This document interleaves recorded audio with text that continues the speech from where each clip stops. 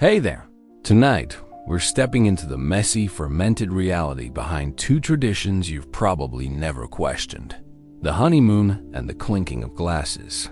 Both sound romantic, civilized, even elegant. When you hear the word honeymoon, you might picture white sand beaches, luxury resorts with infinity pools, couples walking hand in hand at sunset, champagne on ice, rose petals scattered across hotel beds. It's become the ultimate symbol of romantic escape, the reward for months of wedding planning stress, the beginning of happily ever after. And when you think about clinking glasses, you probably imagine celebration. New Year's Eve, weddings, birthday parties, the satisfying sound of crystal meeting crystal, that clear bell-like tone that marks the moment before the first sip. It's festive, friendly, a universal gesture of goodwill that crosses cultures and languages. But their actual origins involve considerably more alcohol, superstition, kidnapping, and fear of demons than you might expect. No soft-focus beach scenes here. No crystal champagne flutes catching the light. Just medieval mead, forced marriages, poison paranoia, and the genuine belief that evil spirits lurked in your cup, waiting to ruin your celebration. These traditions began in a world so different from ours that their origins sound almost fantastical. A world where marriage was transaction more than romance, where supernatural forces were as real as the weather, where drinking together required rituals to ward off dangers both earthly and otherworldly. We've sanitized these customs over centuries, stripped away the uncomfortable bits, repackaged them into something that fits our modern values. And that's fine. That's how traditions work. They evolve, they adapt, they shed what no longer serves and keep what does. But tonight, we're going back to the source, back to when honeymoons involved hiding from angry families and drinking yourself fertile. Back to when clinking glasses meant scaring away demons or proving your wine wasn't poisoned. If this kind of slow, detailed history helps you unwind, feel free to like the video and subscribe, but only if it actually brings you peace. And let me know in the comments where you're listening from and what time it is. It's strangely comforting to know who else is out there falling asleep to stories about ancient drinking, customs and marriage traditions that would horrify a modern wedding planner. There's something oddly soothing about realizing that the things we take for granted, the rituals we perform without thinking, have roots that stretch back centuries into worlds we can barely imagine. So settle in. Pour yourself something. Water is fine, wine if you prefer. Mead if you're feeling historically accurate. Get comfortable. Let your mind settle. And let's begin with honey, moonlight, and a month of drinking that changed how we talk about newlyweds forever. We'll explore medieval Europe, ancient Babylon, Renaissance Italy, and cultures around the world. We'll meet kidnapped brides and poison wine. We'll encounter demons, ghosts, and gods who demanded their share of every drink. And we'll discover how traditions that began in fear and necessity transformed into celebrations of love and friendship. The journey starts 5 centuries ago, in a time before watches, before calendars as we know them, in a world measured by moon cycles and marked by fermented honey. Part 1. The mead-soaked month. The word honeymoon sounds sweet, poetic even. It conjures images of tropical beaches, luxury hotels, couples gazing at sunsets with matching cocktails. The modern honeymoon is escapist romance, a reward after months of wedding planning stress, a chance to finally relax and enjoy being married without 300 people watching your every move. It's become an entire industry. Travel agents specialize in honeymoon packages. Hotels offer honeymoon suites with heart-shaped tubs and complimentary champagne. Entire destinations, Bali, the Maldives, Santorini, Paris, brand themselves as honeymoon havens. Couples save for years to afford the perfect post-wedding escape. But that's not where it started, not even close. To understand the real origin of the honeymoon, you need to travel back to the 5th century, to medieval Europe, to a time when watches didn't exist and people measured time in moon cycles. A month wasn't January or February. It was one complete rotation of the moon through its phases, roughly 28 to 30 days, depending on who was counting and how carefully they were watching the sky. Time itself was measured differently. The sun marked the days. The moon marked the months. The seasons marked the years. And every measurement was approximate, flexible, tied to observation rather than precise calculation. In this world, the moon wasn't just a celestial body. It was a clock, a calendar, a divine presence that influenced everything from planting cycles to women's fertility. The phases of the moon were watched, recorded, interpreted. A full moon meant one thing. A new moon meant another. And the cycle from new moon to new moon, roughly 1 month, was a complete unit of time, a moon cycle. And in this world, when two people married, they didn't jet off to the Maldives. They stayed put and drank. Specifically, they drank mead, a lot of it, for an entire moon cycle. Every single day for roughly 30 days, the newly married couple was expected to consume fermented honey together. Mead, if you've never encountered it, is one of humanity's oldest alcoholic beverages, with evidence of mead production dating back thousands of years. It's made from fermented honey, water, and yeast. Sometimes fruit or spices are added, but at its core, mead is liquid honey that's been allowed to go gloriously, intoxicatingly bad. The process is simple. Mix honey with water. Add yeast, wild or cultivated. Wait. The yeast consumes the sugars in the honey and produces alcohol and carbon dioxide. After a few weeks or months, you have mead. The alcohol content varies, but it's usually somewhere between wine and beer. 12 to 18% typically, though some varieties go higher. The ancient world loved it. The Vikings loved it so much they believed the gods drank it in Valhalla. The Babylonians loved it and included it in their oldest written recipes. The Greeks associated it with the gods, and medieval Europeans absolutely loved it. It was the drink of celebration, of ritual, of special occasions, because honey itself was precious, difficult to harvest, time-consuming to process, and therefore expensive. Mead wasn't everyday drinking. It was reserved for moments that mattered. When a couple married in medieval Europe, particularly in Nordic and Germanic regions, they were given a gift. Not a blender or a set of towels, but mead. Enough mead to last a full month. This wasn't a symbolic gesture. This was a serious supply, carefully calculated to ensure the couple could drink together every single day for the duration of one lunar cycle. We're talking gallons of the stuff. Enough that storage became an issue. Enough that the gift itself represented significant expense and effort. The mead was often presented in special vessels, ceramic jugs, wooden casks, sometimes ornately decorated containers that marked the importance of the gift. It wasn't just handed over casually. It was presented formally, often at the wedding feast itself, with the entire community witnessing. "This is for your first month together," the message said. "Use it well." Why? Because mead was believed to be an aphrodisiac. People genuinely thought that drinking fermented honey would increase fertility, boost virility, and generally improve the chances that the marriage would produce children quickly.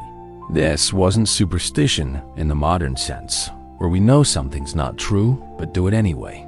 This was genuine belief. Mead makes you fertile. Mead ensures pregnancy. Mead guarantees heirs. It was medical advice, cultural wisdom, common knowledge, and quickly mattered. This wasn't about romantic connection or getting to know each other better. This was about securing heirs, continuing family lines, and ensuring the economic and social survival of the household. The term honeymoon comes directly from this practice. Honey for the mead, moon for the cycle of time. 1 month of honey-based drinking, honeymoon. The etymology is surprisingly literal, but there's more to it than just the name.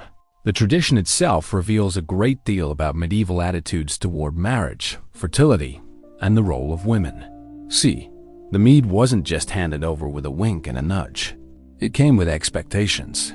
The couple was expected to drink it together daily, not casually, not socially, but intentionally as part of their newlywed duties. The bride and groom were essentially told, "Drink this, get drunk together, and make a baby, preferably within the month." And if 9 months later a child was born, the mead got all the credit. It was the honey wine that did it. People would say, "Thank the gods for the month of mead." There's something both practical and slightly desperate about this tradition. Practical, because alcohol does lower inhibitions and might make awkward first encounters between near strangers more bearable. Remember, many medieval marriages were arranged. The bride and groom might have met once before the wedding, or never. Their wedding night could be the first time they'd ever been alone together. A month of shared drinking might ease the transition from strangers to spouses. But it's also desperate because it reveals how much pressure was placed on women to produce children immediately.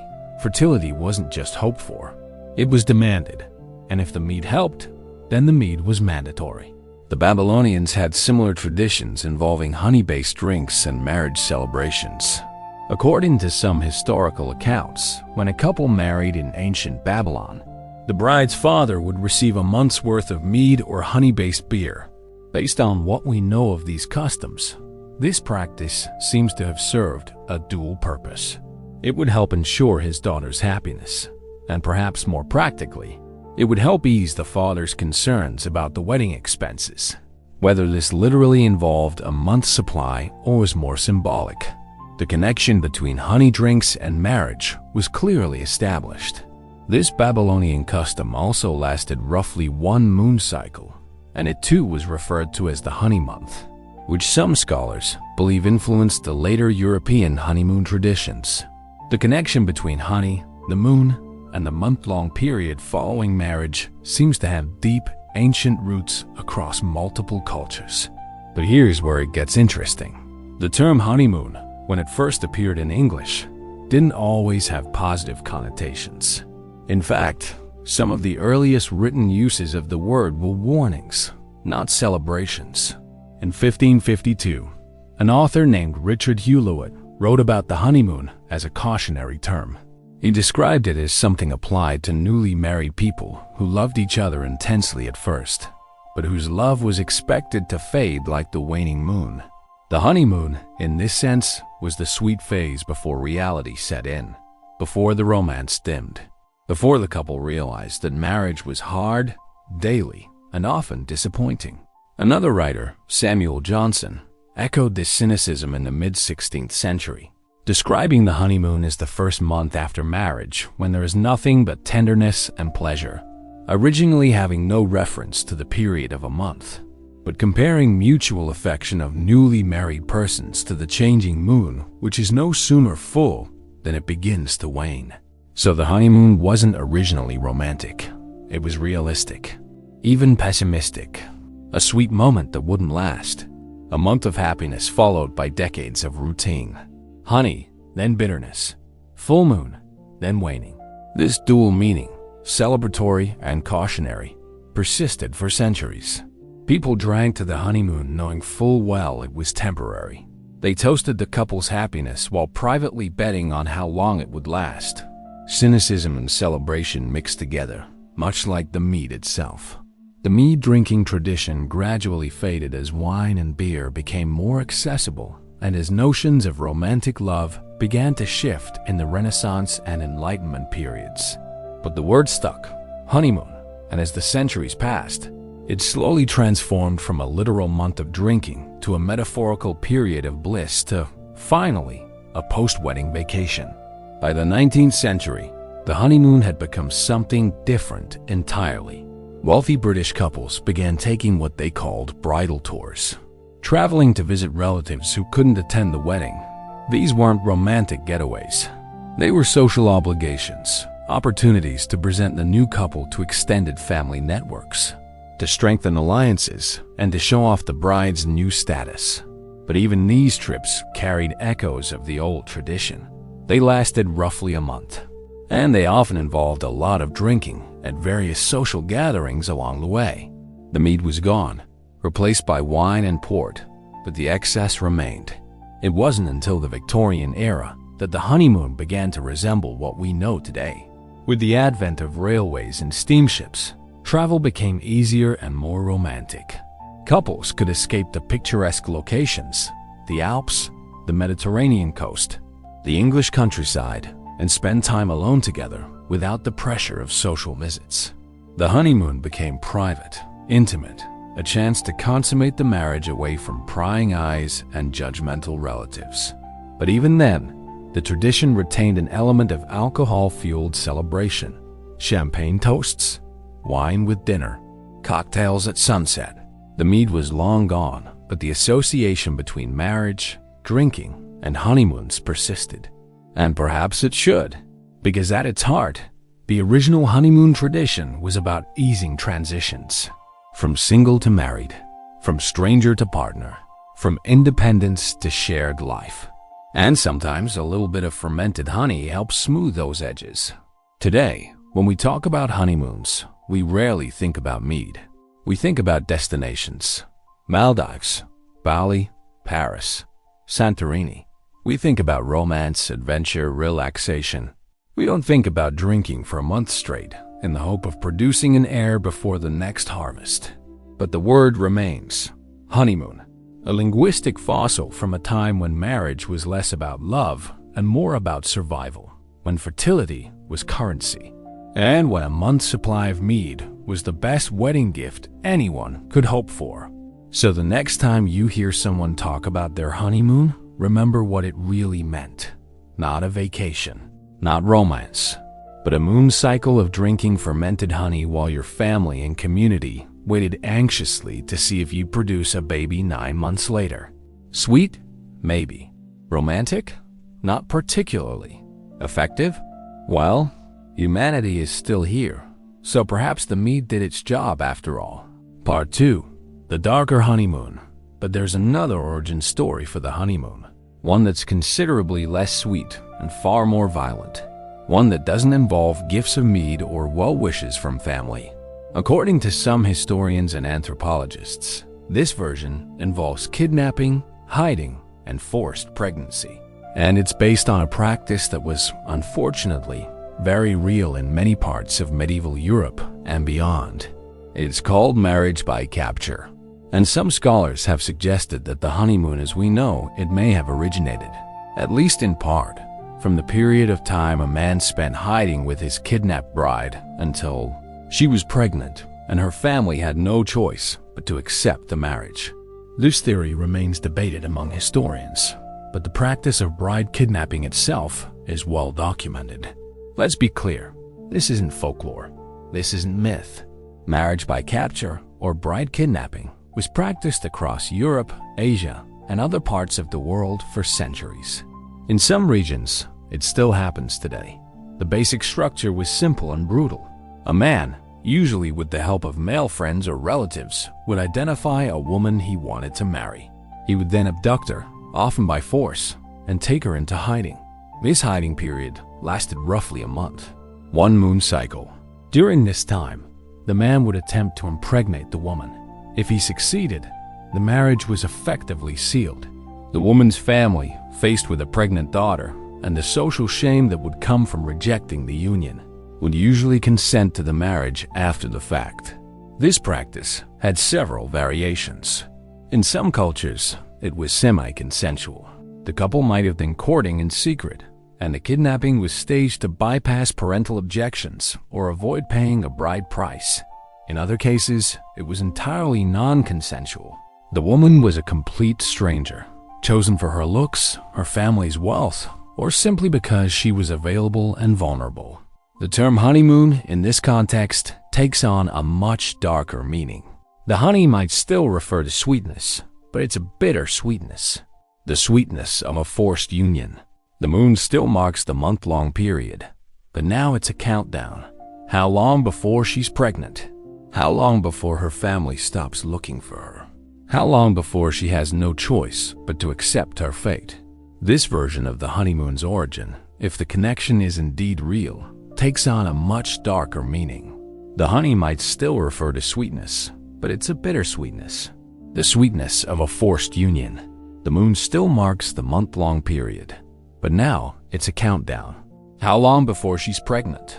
How long before her family stops looking for her? How long before she has no choice but to accept her fate? Whether this practice directly influenced the term honeymoon is uncertain. Most likely, both the mead-drinking tradition and the reality of marriage by capture existed simultaneously in different regions, and the word honeymoon eventually absorbed elements from various customs. But the kidnapping practice itself was disturbingly common in certain regions and certain time periods. A man would abduct a woman, often with the help of his best men, his closest male friends who would fight off other suitors or family members trying to intervene. The woman would be held on the man's left side, leaving his right hand free to wield a sword. This, some historians suggest, is the origin of the tradition of the bride standing on the groom's left during wedding ceremonies, a relic of a time when marriage literally required sword fighting. Once the woman was captured, she and her abductor would go into hiding, sometimes to remote countryside, sometimes to the home of a sympathetic relative. They would remain hidden for roughly a month, the honeymoon period, during which the man would consummate the marriage whether the woman consented or not. By the time they emerged, if the woman was pregnant, the marriage was considered legitimate. Her virginity was gone, her honor compromised in the eyes of medieval society, and her options for future marriage effectively eliminated. She had little choice but to stay with her captor. This practice was so common that it became culturally embedded. Proverbs emerged to justify it. Advice was given on how to properly kidnap a bride. Mothers would counsel their sons to be efficient, to minimize the screaming, to make sure the girl's family didn't cause too much trouble. And the honeymoon, the hiding period, became normalized. It wasn't seen as criminal. It was seen as traditional, just the way things were done, the way marriages were made when formal courtship and expensive dowries were unfeasible. The economic dimension is important here. In many cultures, marrying required a bride price, a payment from the groom's family to the bride's family. This could be substantial: horses, livestock, land, coin. For poor men, it was unaffordable. But kidnapping was free, risky, yes, violent, certainly, but free. And if the man could keep the woman hidden long enough, if he could get her pregnant, then her family would often waive the bride price in exchange for legitimizing the union and avoiding public shame. So bride kidnapping wasn't just about desire or tradition. It was about economics, about bypassing a system that favored wealthy men and excluded poor ones. It was a brutal workaround. This practice persisted in some regions well into the modern era. In parts of Central Asia, particularly in Kyrgyzstan, bride kidnapping, known as ala-kachu or take and run, continued through the Soviet period and into the 21st century. The structure is eerily similar to its medieval European counterpart. A man, often with friends or relatives, identifies a woman, sometimes a complete stranger. They abduct her, often by car now instead of horseback, and bring her to the man's family home. Once there, the man's female relatives, his mother, sisters, aunts, pressure the woman to accept marriage. They place a white wedding scarf on her head. If she accepts it, the marriage is considered agreed upon. If she resists, she's told that she's already spent the night in a man's home, that her honor is ruined, that no other man will want her now. Around 80% of kidnapped brides in Kyrgyzstan eventually accept the marriage, according to research by women's rights organizations working in the region. Many do so on the advice of their own families, who fear the social stigma of a daughter who's been alone with a man overnight. Research suggests that many of these marriages begin with rape, with the man consummating the union without consent, ensuring that the woman is too ashamed to return home. And this brings us back to the honeymoon, because even in these modern cases, the period immediately following the kidnapping mirrors the ancient structure: a month or so of isolation, a period of forced intimacy, a countdown to pregnancy, and the permanent sealing of the union. It's impossible to know exactly how much of the modern honeymoon tradition stems from bride kidnapping versus mead drinking. Likely, both contributed. In some regions, the mead tradition dominated. In others, the kidnapping practice was more common. Over time, these separate customs blurred together into a single concept. The honeymoon, which eventually shed its darker associations and became the romantic vacation we know today. But the echoes remain. The idea that newlyweds should spend time alone together immediately after marriage. The expectation that this period will result in pregnancy. The roughly month-long duration. All of these elements can be traced back, at least in part, to practices that were far less romantic than modern honeymoons suggest. And it's worth remembering that for many women throughout history, the honeymoon wasn't a gift. It was a trap. A period of forced intimacy following a coerced union. A month in hiding, not to celebrate love, but to ensure pregnancy and eliminate the possibility of escape. The modern honeymoon has, thankfully, evolved. It's now based on choice, consent, and mutual desire. Couples plan their honeymoons together, choose destinations that excite them both, and spend the time genuinely enjoying each other's company. The darker origins have been left behind, at least in most parts of the world. But the word remains, honeymoon, and buried in that word is a history that's equal parts mead-drunk celebration and violent coercion, sweet and bitter, consensual and forced. A tradition that began in many different ways, not all of them kind. So when you toast a newly married couple and wish them a wonderful honeymoon, you're participating in a linguistic tradition that spans centuries and continents. A tradition rooted in ancient drinking customs, medieval economics, and the deeply troubling practice of bride kidnapping. And perhaps, knowing that history, we can appreciate how far we've come. How much better our honeymoons are than theirs. How much freer our marriages. How much more our traditions have evolved toward consent, choice, and genuine partnership. Or perhaps we can simply pour another glass of mead, if you can find it, and toast to the messy, complicated, occasionally horrifying journey that brought us here. Part 3. The evolution into romance. So how did we get from month-long mead binges and bride kidnapping to couples lounging on tropical beaches with matching sunglasses and umbrella drinks? The transformation of the honeymoon from a practical, often brutal tradition into a romantic getaway didn't happen overnight. It took centuries, cultural shifts, and the gradual emergence of the idea that marriage might actually be about love. In medieval Europe, marriage among the upper classes was rarely about affection. It was about alliances, political power, economic security, land consolidation. Two noble families would negotiate a marriage between their children, sometimes when those children were still toddlers, and the wedding would be held years later to seal the deal. For these arranged marriages, there was no expectation of romance. The bride and groom were doing their duty, producing heirs, strengthening their families. Personal feelings were irrelevant or at least secondary, and the period after the wedding reflected this practical attitude. Instead of a romantic escape, noble newlyweds often embarked on what was called a bridal tour. This was a journey to visit relatives and allies who hadn't been able to attend the wedding. The couple would travel from estate to estate, manor to manor, presenting themselves as a united pair, accepting congratulations and reinforcing the social bonds that the marriage had created.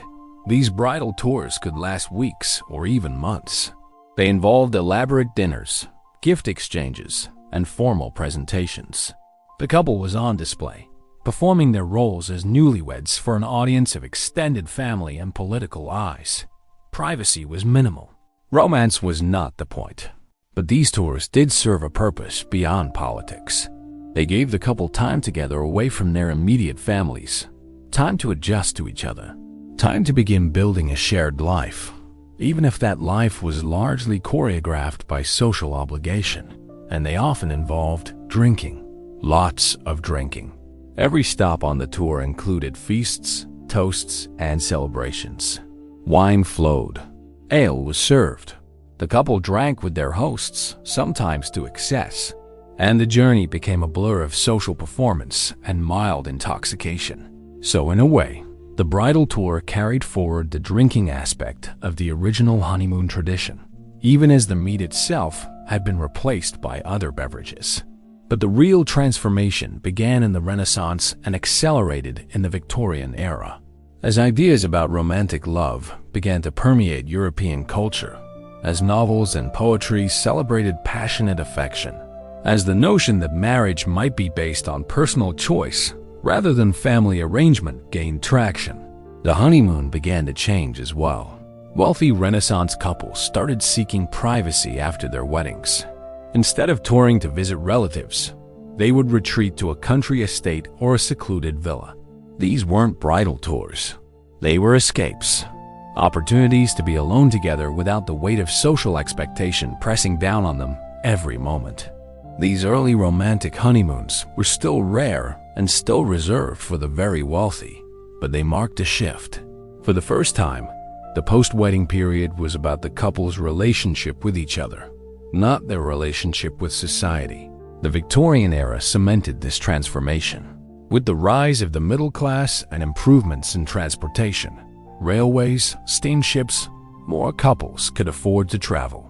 And Victorian culture, with its emphasis on romantic love, sentimental courtship, and the idealization of marriage, turned the honeymoon into something aspirational.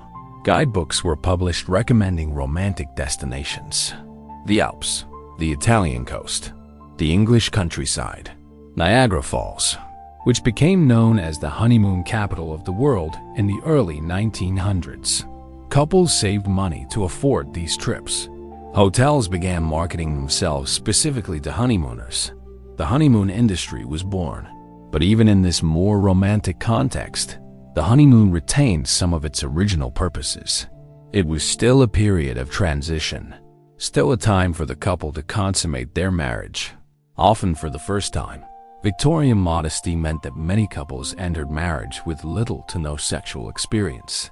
The honeymoon gave them privacy to figure things out away from the prying eyes and listening ears of family members. And it was still roughly a month long in many cases. The duration had stayed consistent, even as the purpose had shifted. One moon cycle, whether you were drinking mead hiding from your bride's family or touring the Swiss Alps.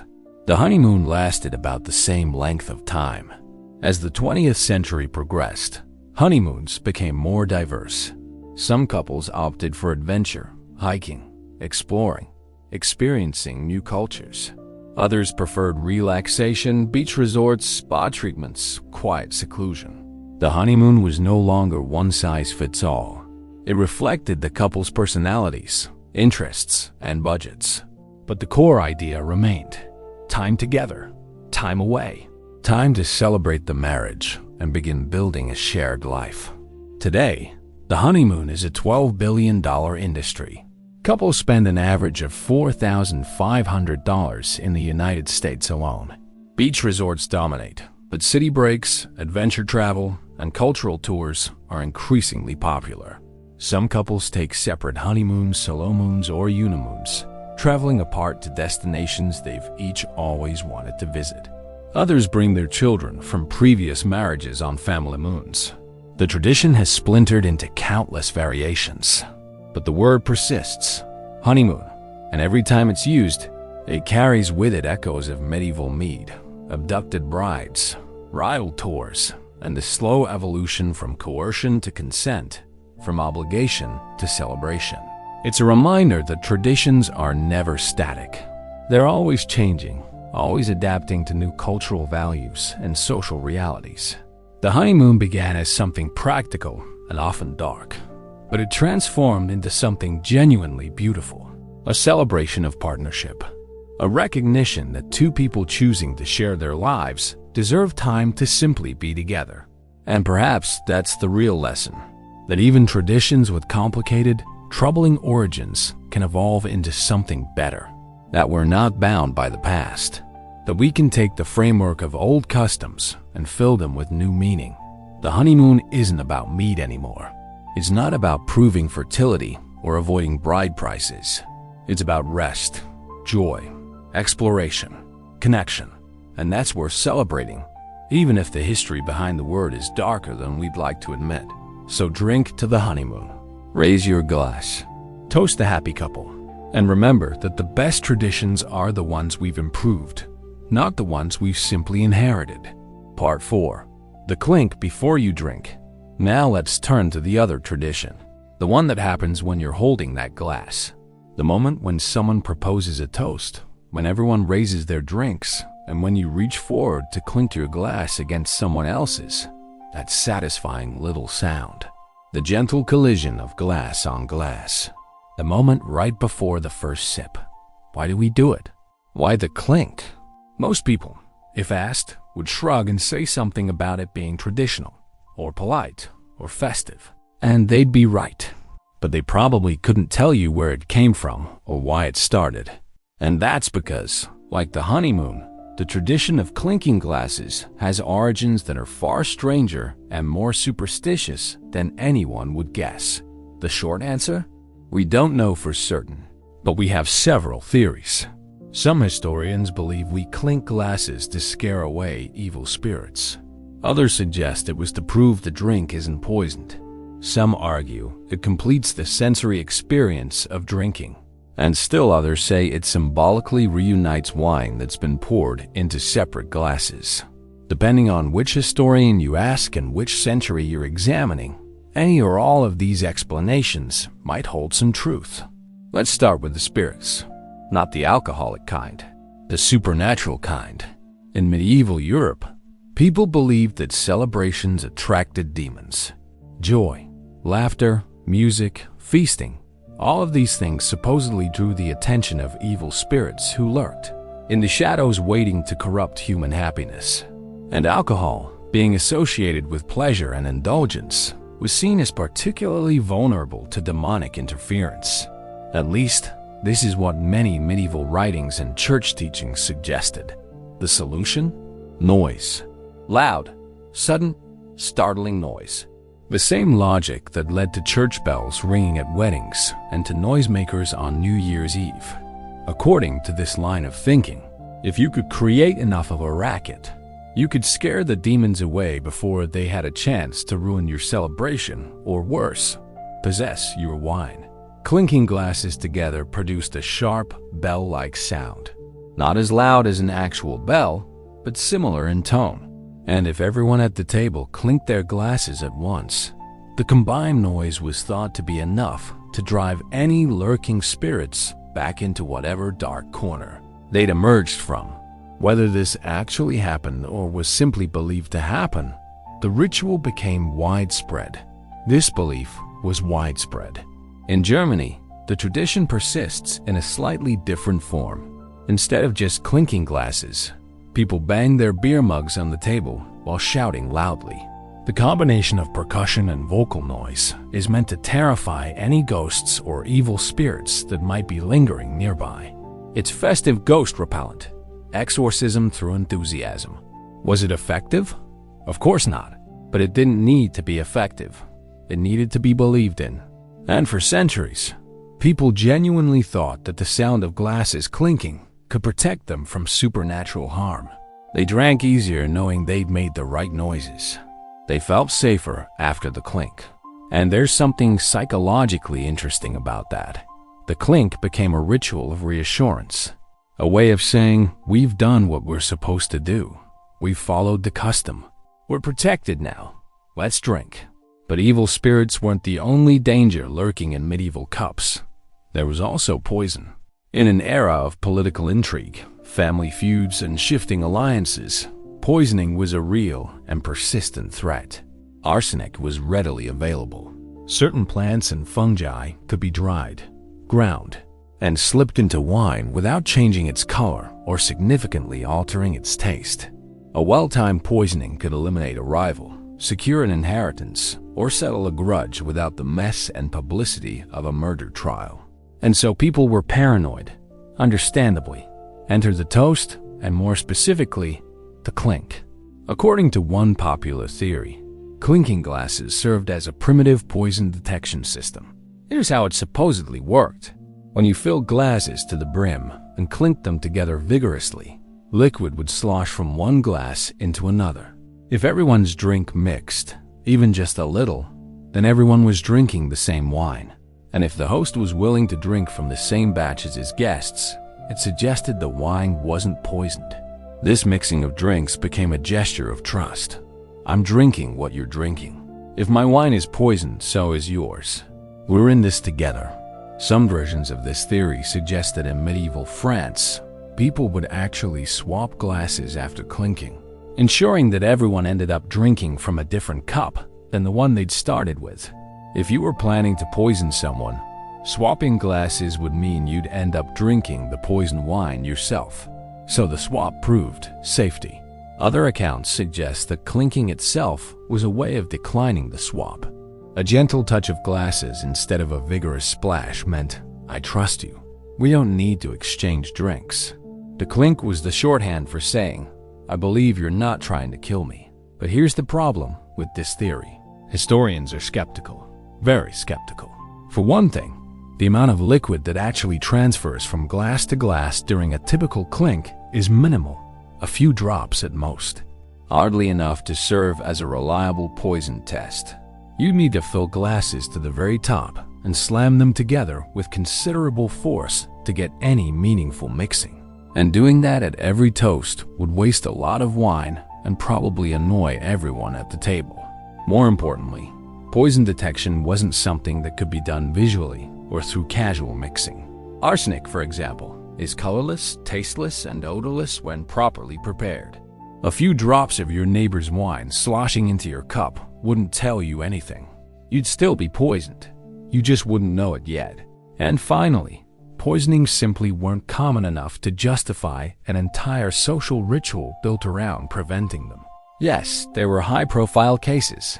The Borgia family in Renaissance Italy famously used poisoned wine to dispatch enemies. But these were outliers. The average medieval feast wasn't a minefield of assassination attempts.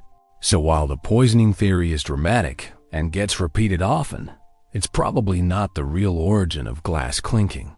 It makes for a good story. It adds an element of danger and intrigue to an otherwise mundane social custom. But the evidence just doesn't support it. Which brings us to the third theory, the five senses.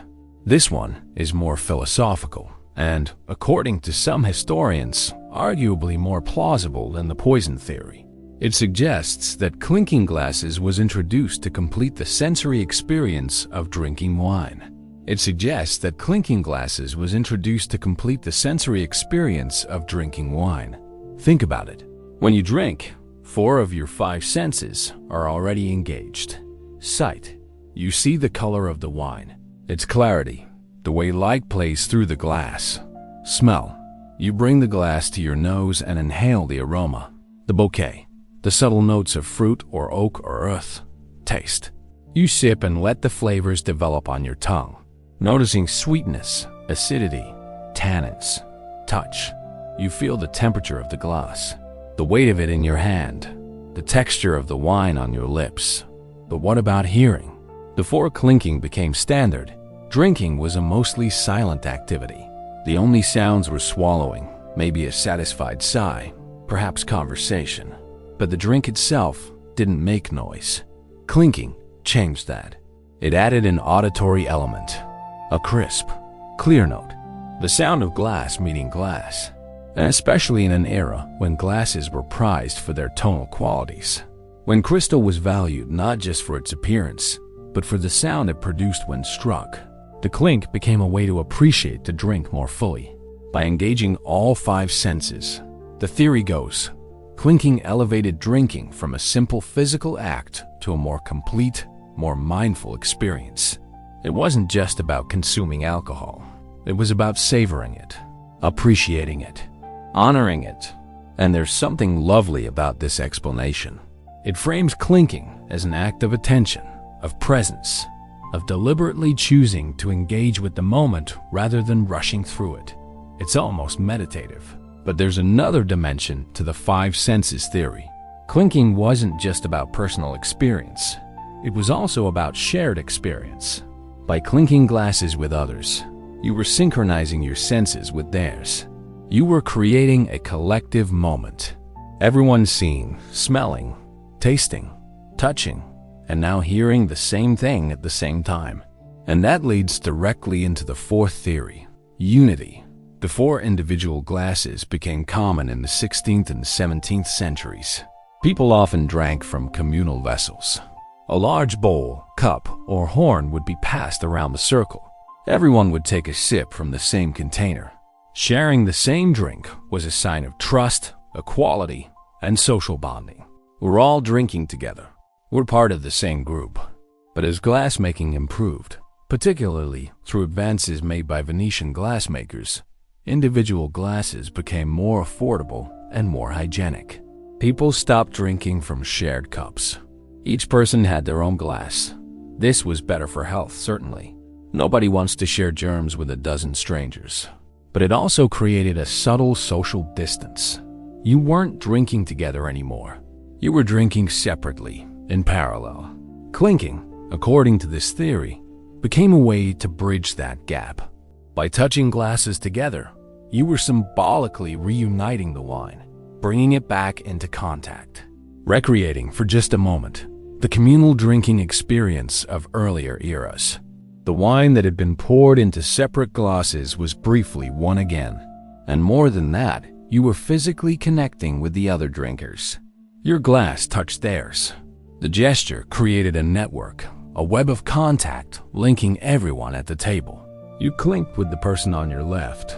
They clinked with the person on their left, and so on until everyone was bound together through a chain of small collisions. This theory feels compelling because it accounts for why clinking became popular around the same time individual glasses became common. According to research by historians like Margaret Visser, it explains the social function of the gesture, the way it creates group cohesion and marks a shared moment. And it aligns with other toasting customs around the world that emphasize unity, connection, and collective celebration. So where does that leave us? 4 theories: evil spirits, poison prevention, sensory completion, symbolic unity. The truth is, we don't know for certain which one is correct. The origin of clinking glasses is genuinely lost to history, with no definitive documentation establishing a single source. What we know is that by the 17th and 18th centuries, the practice had become widespread across Europe. By the 19th century, it was nearly universal. And by the 20th, it was so ingrained that most people did it without even thinking about why. But all 4 theories share a common thread. They're all about managing uncertainty, about creating a sense of safety, trust, and belonging in a world that often felt dangerous and unpredictable. Whether you believed in demons, feared poison, wanted to savor your wine more fully, or simply wished to feel connected to the people around you, clinking glasses offered a solution, a small ritual, a moment of contact, a gesture that said, "We're here together, and we're going to be okay." And perhaps that's why it's persisted. Not because we still believe in evil spirits or worry about poisoned wine, but because we still need rituals that create connection. We still crave moments where we pause, look at each other, acknowledge our shared presence, and celebrate being alive. The clink is a tiny act, a fraction of a second. Glass against glass, a brief musical note, but it's also an anchor, a reminder that drinking is social, that celebration is collective, that even something as simple as raising a glass can become meaningful when done together. So the next time you clink, remember that you're participating in a tradition that's centuries old, that began for reasons we can only guess at, that's been shaped by superstition, paranoia, aesthetics, and the fundamental human need to connect with others. And then drink, because that's what comes next. That's what the clink is for. Not just the sound, but what follows. The taste, the warmth, the shared experience of being present with people you care about. Cheers to that. Part 5. Toasts, Ghosts, and Ancient Gods. But clinking is only half of the ritual. There's also the toast itself, the words spoken before the glasses meet, the verbal component that gives context to the physical act. And toasting has its own deep history, one that stretches back thousands of years to ancient Greece and Rome, to rituals that had less to do with friendship and more to do with appeasing gods who might otherwise ruin your day. The ancient Greeks took their wine seriously. It wasn't just a beverage. It was a gift from Dionysus, the god of wine, fertility, revelry, and general chaos. Every drink was an acknowledgement of his generosity, and to refuse to honor him while drinking would be an insult. A dangerous one, at least according to the religious beliefs of the time. So the Greeks would pour libations. Before drinking themselves, they would pour a small amount of wine onto the ground or into a ceremonial dish as an offering to the gods. The liquid soaked into the earth, carrying prayers, gratitude, and requests for favor to the divine realm. Only after the gods had received their portion would the humans drink. This wasn't optional within their religious framework. It was religious duty. Every feast, every symposium, every gathering that involved wine began with libations. You acknowledged the gods first. You gave them their due. And then, only then, did you indulge yourself. The Romans adopted this practice and expanded it. They didn't just honor Dionysus or Bacchus as they called him. They honored many gods. Mars before battle, Venus at weddings, Ceres at harvest festivals. Each deity had their occasion, and each received their share of wine. But the Romans also introduced something new. They began toasting people, living people, not just gods. At banquets, a host would raise his cup and dedicate his drink to a guest, to an emperor, to a victorious general, or to a beloved family member. The act of drinking became a way of honoring someone, of wishing them well, of publicly expressing respect or affection. And this is where the word toast comes from, though the origin is somewhat unusual. In ancient Rome and continuing through medieval Europe, wine was often of questionable quality, cheap, bitter, acidic. It tasted bad, and people looked for ways to improve it. One common method, documented in various historical accounts, was to drop a piece of toasted bread into the wine. The charred, absorbent bread would soak up some of the acidity and sediment, making the wine more palatable. This practice became common enough that toasted bread and wine became closely associated. And eventually, the act of raising a cup to honor someone became known as giving a toast, even though the bread itself was no longer part of the ritual. The connection persisted in the language even after the practice faded. By the 18th century, toast had taken on a secondary meaning. A toast wasn't just the act of raising your glass. It was also the person being honored. Someone who was especially popular or admired was said to be the toast of the town. They were the focal point of celebration, the reason everyone raised their glasses. But underneath all of this, the original religious function never completely disappeared. Even as toasts became secular, they retained an element of ritual invocation. You weren't just drinking. You were calling something into being: health, happiness, success, long life. The words spoken during a toast had weight. They were performative. By saying them aloud and drinking together, the group was collectively willing those wishes into reality. And this brings us back to the ghosts. Because in many cultures, toasting wasn't just about the living. It was also about the dead. Funeral feasts often included toasts to the deceased. Wine would be poured, glasses raised, and the dead person's name spoken aloud. The drink honored their memory, and in some traditions, was believed to nourish their spirit in the afterlife. In Norse culture, for example, drinking horns filled with mead were passed around at funerals. Each person would drink and speak a word of remembrance. The mead was thought to carry those words to the afterlife, ensuring the deceased knew they were still honored, still remembered, still loved. This blending of celebration and mourning, of joy and solemnity, is one of the most striking aspects of toasting traditions. A toast can be for the living or the dead, for the present or the future, for what is or what might be. It's flexible, adaptable, a framework that holds whatever meaning you pour into it. And the ghosts were always there, hovering at the edges of the celebration, not necessarily malevolent, just present, watching, waiting to see if they'd be remembered, if they'd be honored, if they'd receive their share of the drink. The clinking, in this context, served a dual purpose. It scared away the bad spirits, the demons who wanted to corrupt the celebration. but it also called to the good spirits, the ancestors and protective deities who were invited to join the feast. The sound marked the boundary between the living and the dead, a threshold crossed with each clink. So when you clink glasses today, you're not just making noise. You're performing a ritual that once had genuine spiritual significance. You're acknowledging, even if you don't realize it, that drinking is more than consumption. It's communion, a way of connecting with others, both seen and unseen. And perhaps that's why toasting feels important even now, even in a secular, modern context. Because some part of us still recognizes that raising a glass is a sacred act, that the words we speak matter, that the moment we create together has weight. The gods may be gone, the ghosts may be forgotten, but the gesture remains. And with it, the sense that drinking together means something more than just getting drunk. It means belonging. It means being witnessed.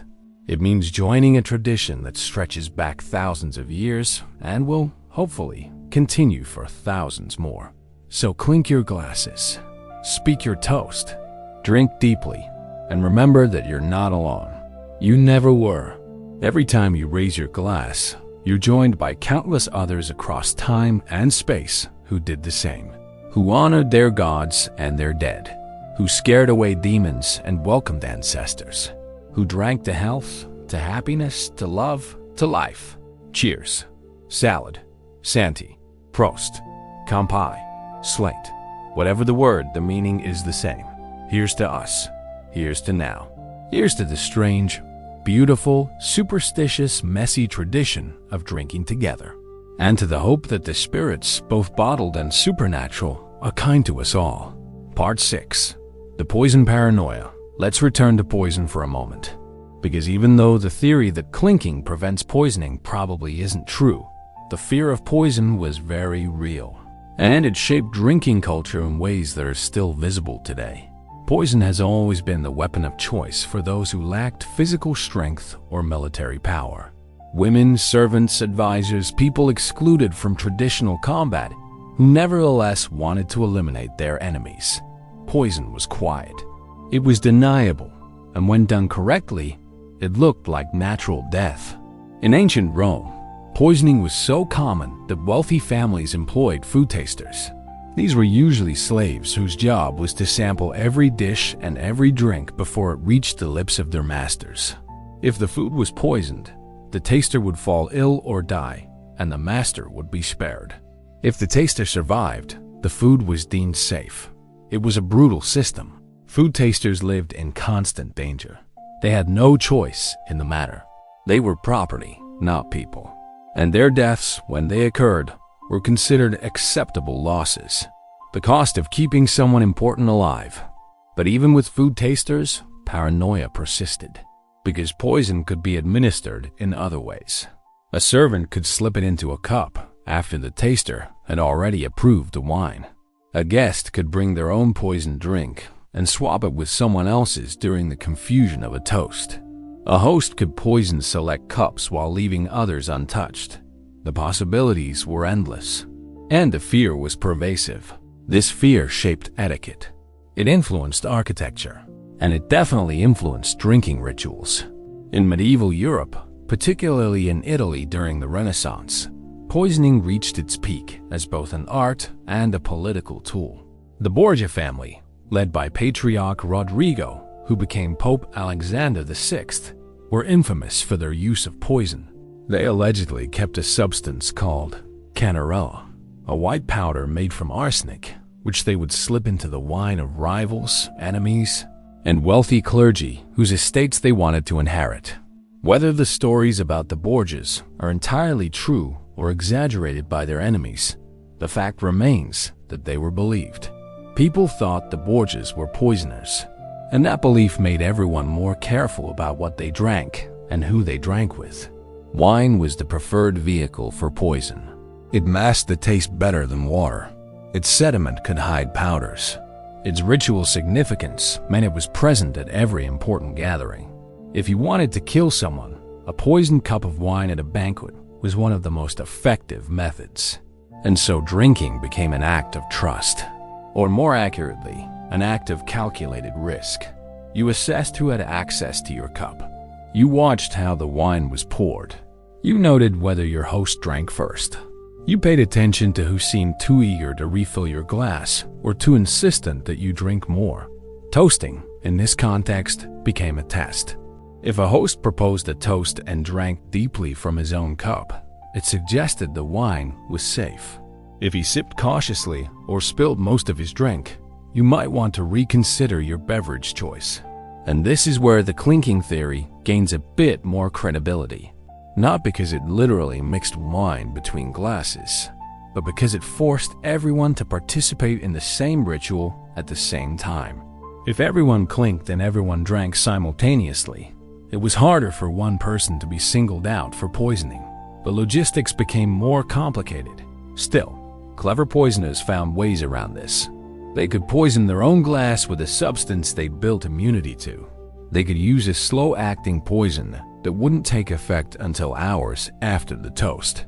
They could target only certain guests by subtly switching glasses during the confusion of the clink.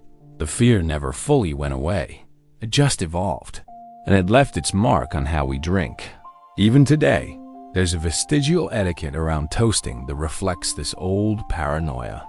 You're supposed to look the other person in the eye when you clink glasses. Some say this is about sincerity, about showing respect.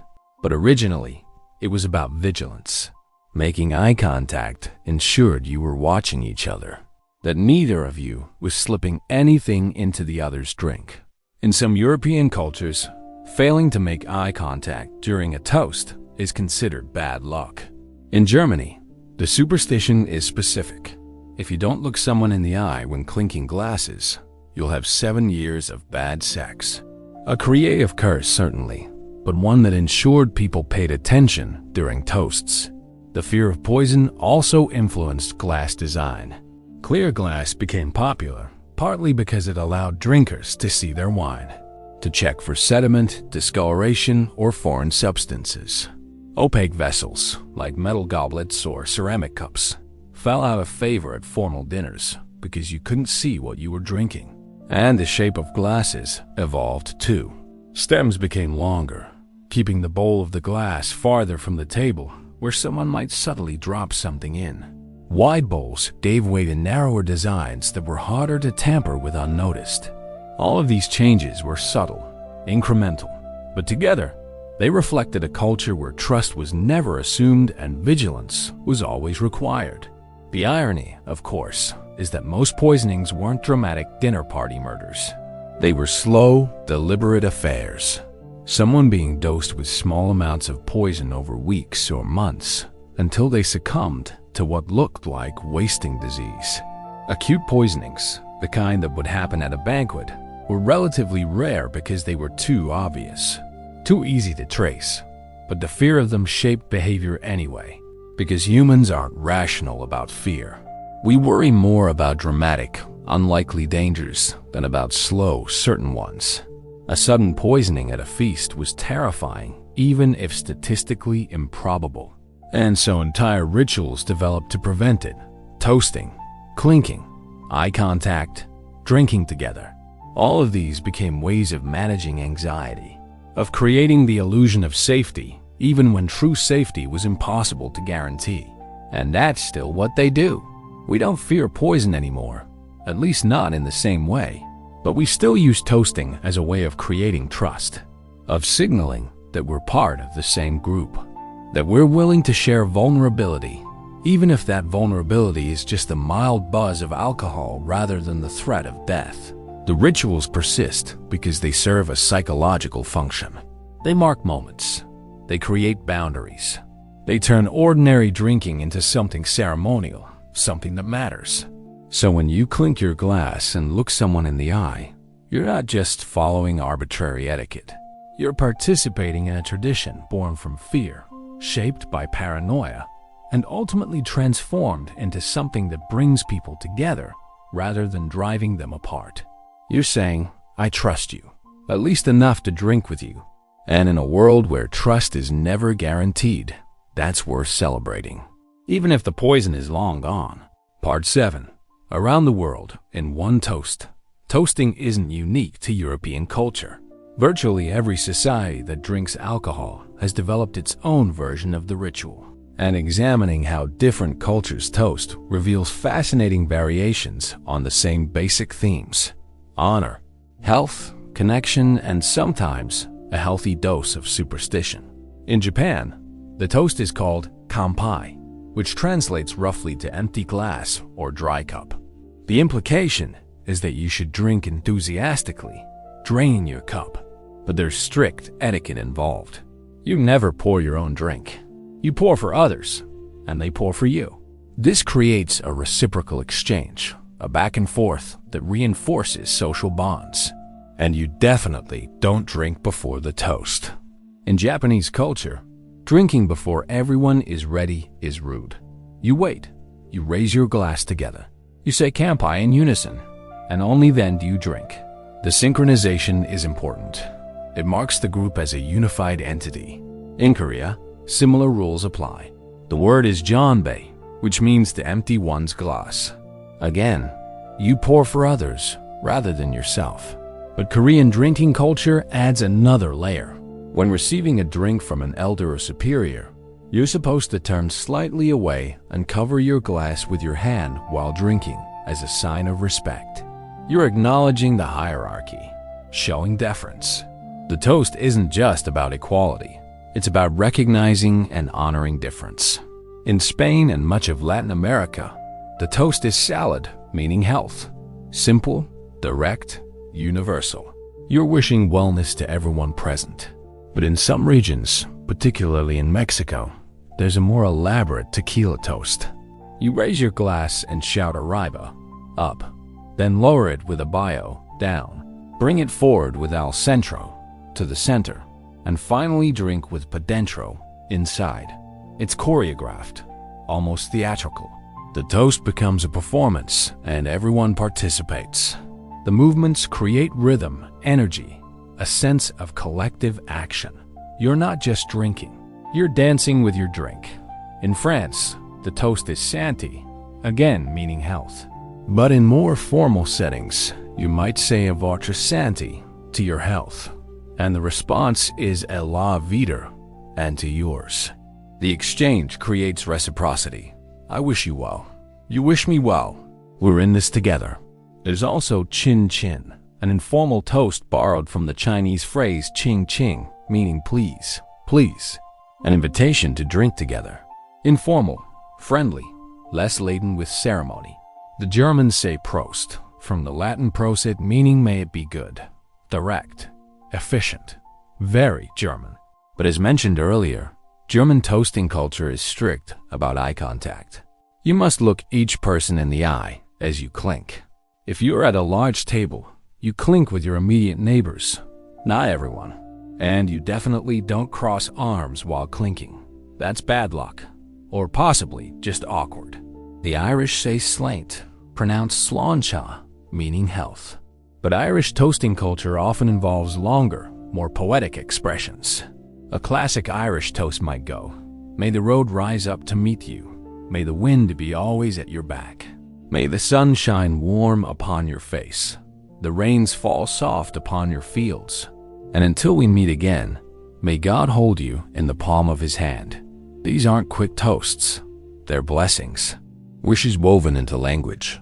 The toast becomes a gift, something offered with care and received with gratitude. In Russia, toasting is an art form. A Russian toast can last minutes. The speaker will tell a story, make a joke, offer philosophical reflections, and eventually arrive at the reason for the toast. Often, there are multiple toasts throughout a meal. The first for health, the second for family, the third for those who aren't here, each one building on the last. And you drink after each toast, fully.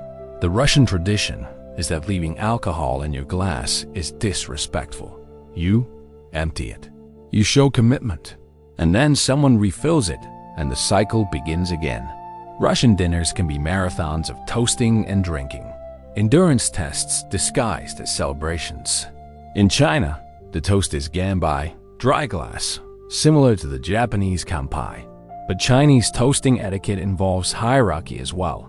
When toasting with someone of higher status, you lower your glass slightly so that the rim is below theirs.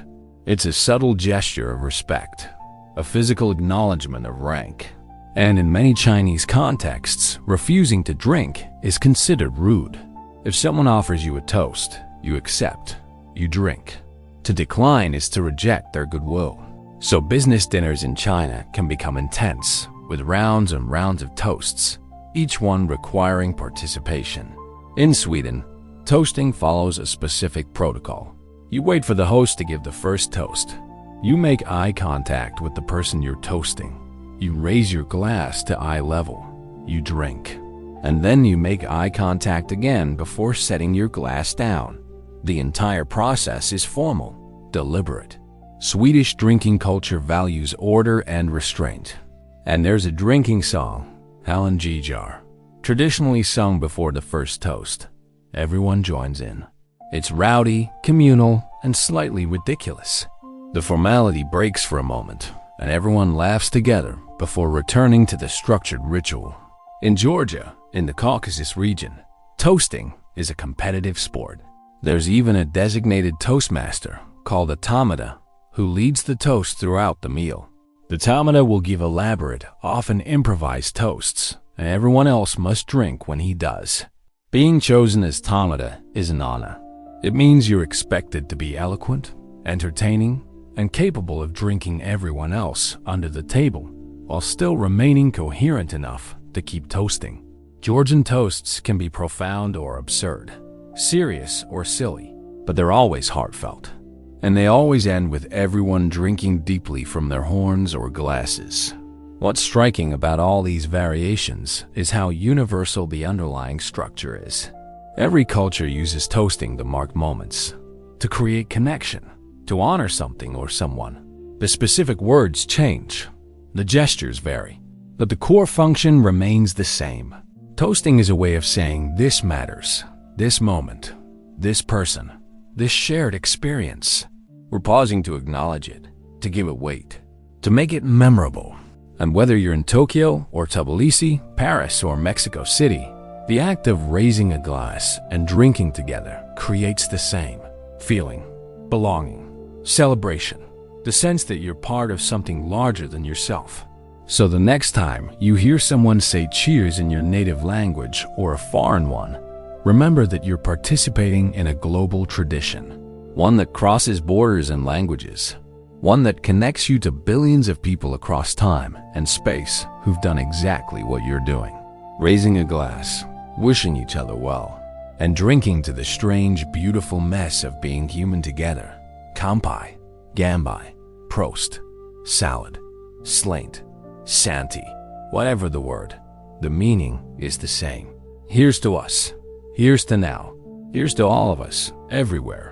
Trying to make sense of the world one toast at a time. And here's to the hope that we'll keep doing it. Keep raising our glasses. Keep wishing each other health and happiness for as long as there's something worth celebrating.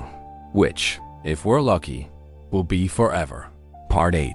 The unspoken rules, but knowing how to say cheers in different languages is only part of the story. Because toasting, like any social ritual, comes with rules. Unwritten, mostly, passed down through observation and awkward mistakes. Rules that vary by culture, by context, by the formality of the occasion. And breaking these rules can range from mildly embarrassing to genuinely offensive, depending on where you are and who you're drinking with. Let's start with the most universal rule. Don't toast with an empty glass. This one crosses almost all cultural boundaries. Raising an empty glass during a toast is considered bad luck, disrespectful, or at minimum, deeply strange. The toast is about shared drinking. If you're not drinking, you're not participating. You're performing the gesture without the substance. It's hollow, insincere. If you don't drink alcohol, that's fine. Toast with water, juice, soda, whatever you're having. But have something in your glass. The liquid matters less than the act of drinking together. Though there is one notable exception. In some traditions, particularly in military contexts, toasting with water is specifically forbidden. The superstition says that to toast with water is to wish death by drowning. So soldiers, sailors, anyone with maritime or military connections will often refuse to clink glasses if someone's holding water. They'll nod politely, say the words, but skip the physical contact. Better to be rude than to tempt fate. Then there's the question of when to drink. In most Western cultures, you're supposed to wait for the toast to be completed before taking a sip. Someone proposes the toast. Everyone listens. Glasses are raised. The toast concludes. Everyone clinks or doesn't depending on the setting. And then you drink. Drinking before the toast is finished is considered impatient. Like eating before grace is said or applauding before the performance ends. But in some cultures, the rules are stricter.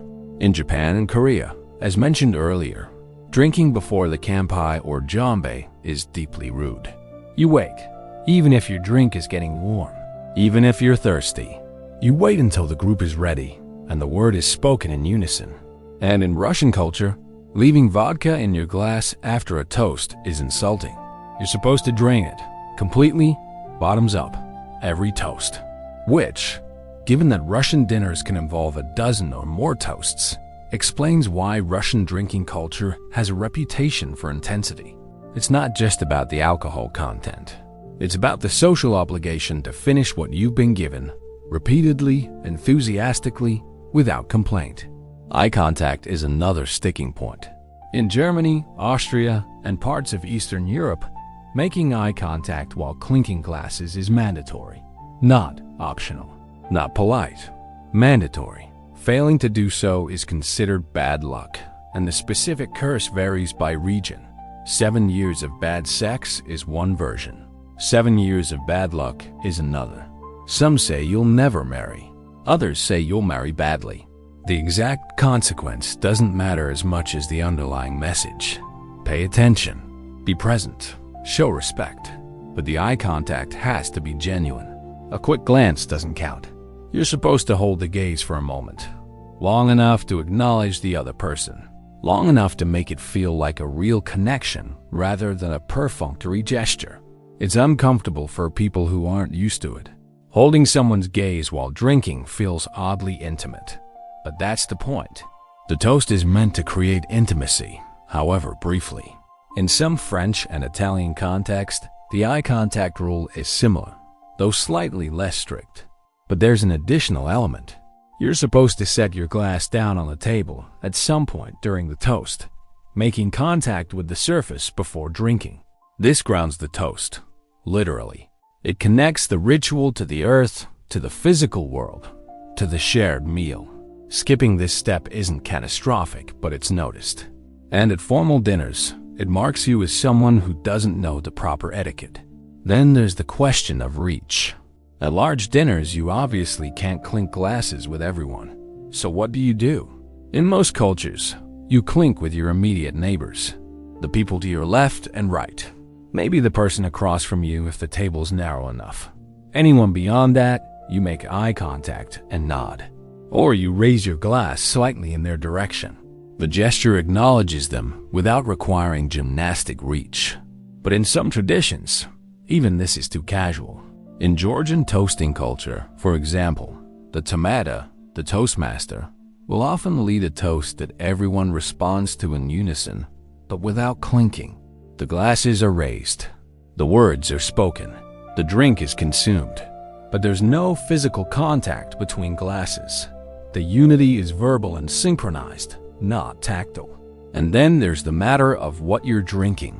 In some cultures, the beverage matters.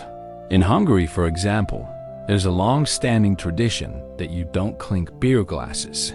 The superstition dates back to 1848, when Austrian soldiers celebrated a Hungarian defeat by clinking their beer mugs. Hungarians vowed not to clink beer glasses for 150 years. The period technically ended in 1998, but many Hungarians still observe the tradition, especially older generations. You can toast with beer, you just don't clink. Wine, on the other hand, is fine. Champagne is fine. Spirits are fine. But beer carries historical weight. And clinking beer mugs in Hungary, particularly in a traditional setting, can be seen as either ignorant or provocative. In Jewish traditions, there are specific toasts for specific occasions. Lakan, to life, is common. But at weddings, you might hear Mazel Tov, good fortune. At Passover, toasts are made at specific points in the Seder, and the wine used for these toasts is often blessed beforehand, making the toast both social and religious. The words matter, the timing matters, and the blessing transforms ordinary wine into something sacred. In Muslim cultures, where alcohol is prohibited for religious reasons, toasting takes on different forms. Non-alcoholic beverages, tea, coffee, juice, fruit drinks are used instead. The structure remains the same. Glasses are raised. Good wishes are expressed. Drinks are consumed together. But the content changes. The ritual adapts to fit religious requirements while maintaining its social function. And this adaptability is one of the most interesting aspects of toasting culture.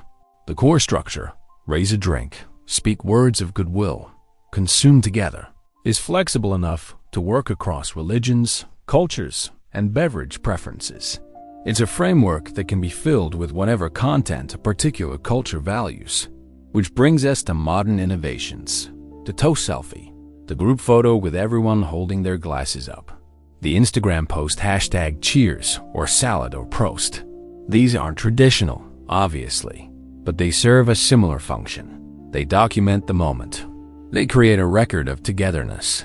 They broadcast to a wider audience. Look, we were here. We celebrated. We toasted. We belonged. Some people see this as ruining the intimacy of the toast, turning a private moment into a public performance. And there's truth to that. Stopping mid-toast to get the lighting right does break the flow.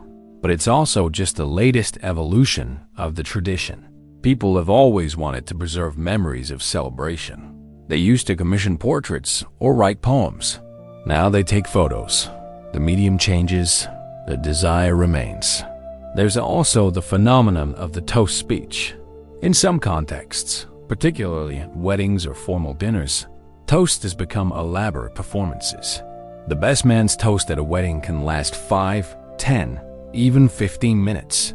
It includes jokes, anecdotes, sentimental reflections, maybe a PowerPoint presentation or a video montage. It's no longer just a few words before drinking. It's entertainment, a chance to perform affection publicly. And these toast speeches follow their own unwritten rules. They should be personal, but not too personal. Funny, but not mean. Sentimental, but not maudlin. They should mention the people being toasted, but not embarrass them too badly. They should hold the audience's attention without going on so long that people's drinks get warm. Writing a good toast speech has become an art form. There are guidebooks, templates, professional speechwriters you can hire. Because the toast has transformed from a spontaneous expression of goodwill into something planned, rehearsed, performed. It's still a toast. It still ends with everyone raising their glasses and drinking together. But it's also become something more scripted, more staged, more conscious of its audience. And that's neither good nor bad. It's just different. Traditions evolve. What was once improvised becomes formalized. What was once simple becomes elaborate. The toast absorbs the values and aesthetics of the culture around it. In our culture, which values performance, documentation, and shareability, the toast is adapted accordingly. But underneath all the variations, all the rules, all the modern additions, the core remains the same. The toast is still about connection, about acknowledging shared presence, about marking moments that matter. Whether you're following strict German eye contact rules or taking a selfie for Instagram, you're participating in a ritual that says, this moment is worth pausing for. This person is worth honoring. This group is worth belonging to. And that's what makes toasting endure. Not the specific words or gestures, but the underlying need it fulfills. The need to create moments of collective attention, to stop the flow of time, however briefly, and say, we're here. We see each other. We wish each other well. In a world that often feels fragmented and isolating, where we're physically together but mentally elsewhere, scrolling through phones, thinking about tomorrow, Distracted by 1,000 competing demands, the toast is an anchor. It pulls everyone into the same moment. It demands presence. It creates, for however long it lasts, a genuine shared experience. And maybe that's why we still do it. Why we still raise our glasses, speak our wishes, clink or don't clink, and drink together. Not because we believe in demons or fear poison or need to complete our sensory experience, but because we need moments where we're truly together, where the barriers drop, if only for a second, where we acknowledge each other as more than just bodies in the same room. The toast, in all its variations, across all its cultures, is a small act of resistance against isolation, a refusal to let celebration be solitary, insistence that joy, health, love, success, all the things worth toasting to, are better when shared. So the next time you raise your glass, pay attention to what's happening. Notice the rules being followed, the gestures being made, the words being spoken. Notice how the group synchronizes, how the moment coheres, and appreciate that you're participating in something ancient and ongoing.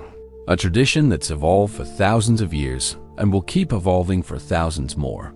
Because as long as humans gather and drink, we'll need ways to mark those gatherings as special. We'll need rituals to create connection. We'll need toasts. The words will change. The beverages will change. The rules will adapt. But the core will remain. Raise your glass. Wish each other well. Drink together. And in that simple sequence, find community. Find celebration. Find connection. Find what we've always been searching for. A way to be together. Truly together. Even if just for a moment. Closing. Traditions transform, so where does all of this leave us? Two traditions. The honeymoon and the toast. Both with origins far stranger than anyone would guess. Both rooted in practices that modern sensibilities would find uncomfortable or absurd. Drinking mead for fertility. Kidnapping brides. Scaring away demons with the sound of clinking glass. Preventing poison through shared sips. These aren't the stories we tell ourselves about these customs. When someone announces their honeymoon plans, nobody thinks about medieval meat binges or forced pregnancies. When we clink glasses at a wedding, we're not attempting to ward off evil spirits or prove the wine isn't poisoned. The traditions have been sanitized, simplified, stripped of their darker, stranger elements and repackaged as simple celebrations of love and friendship. And maybe that's okay. Maybe that's even necessary, because traditions don't have to carry all their history with them. They can shed the parts that no longer serve us and keep the parts that do. The honeymoon is no longer about proving fertility or avoiding bride prices. It's about rest, about escape, about two people choosing to spend time together because they want to, not because they're obligated to. That's an improvement, a transformation worth celebrating. And toasting is no longer about appeasing gods or scaring demons or preventing murder. It's about acknowledging shared moments, about creating connection, about pausing in the middle of our busy, distracted lives to say, this matters, you matter, we're here together, and that's worth marking. That's also an improvement, a tradition that's evolved to fit the values we actually hold rather than the superstitions we've left behind. But knowing the history still matters, because it reminds us that traditions are never static. They're always changing, always adapting. What seems timeless and unchangeable today was once new, controversial, strange. And what we practice now will seem equally strange to people a few centuries from now. The honeymoon will keep evolving. Maybe it'll become shorter as work demands increase. Maybe it'll disappear entirely, replaced by something else. Or maybe it'll transform into something we can't even imagine yet. The same with toasting. Maybe future generations will develop entirely new rituals around drinking. Maybe they'll abandon alcohol altogether and toast with something else. Or maybe the basic structure, raise a glass, speak words of goodwill, drink together, will persist because it serves such a fundamental human need. We can't know. We can only observe and participate. And recognize that every time we honor a tradition, we're also subtly changing it, adding our own interpretations, our own meanings, our own adaptations. So drink to the honeymoon. Raise your glass to the happy couple. Clink glasses with your friends. Speak your toast. Make eye contact. Drink deeply. And as you do, remember that you're part of a story that's thousands of years old and still being written. A story about how humans celebrate, how we mark transitions, how we create connection in a world that often feels fragmented and isolating. The meat is gone. The demons are forgotten. The fear of poison has faded, but the gestures remain. And with them, the possibility that even our strangest, most superstitious rituals can transform into something beautiful, something worth preserving, something worth passing on. Here's to that transformation. Here's to the traditions that evolve with us. Here's to the messy, complicated, beautiful history that brought us here. And here's to whatever comes next. Cheers.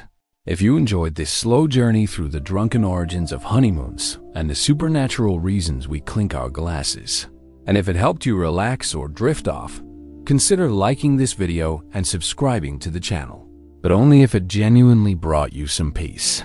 And as always, let me know in the comments where you're listening from, what time it is where you are, and whether you'll ever look at a wedding toast the same way again. Until next time, sleep well. Dream of mead-soaked moon cycles and bell-like clinking sounds. And remember that even our most romantic traditions have roots in the beautifully bizarre reality of human history. Good night.